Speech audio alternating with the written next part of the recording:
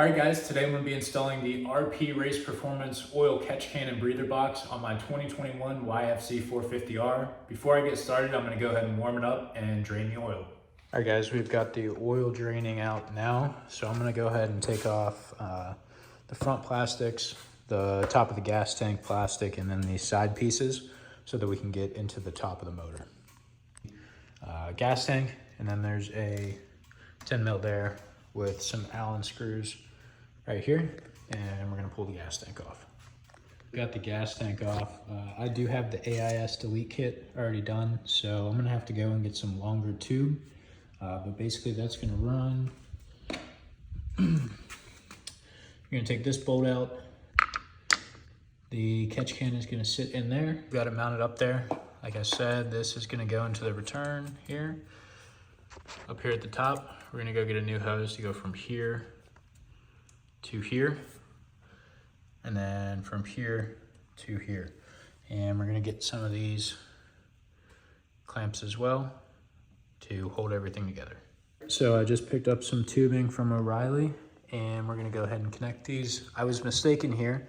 This is not for the overflow. We're gonna make our own. This is actually for the drain box that goes underneath the gas tank.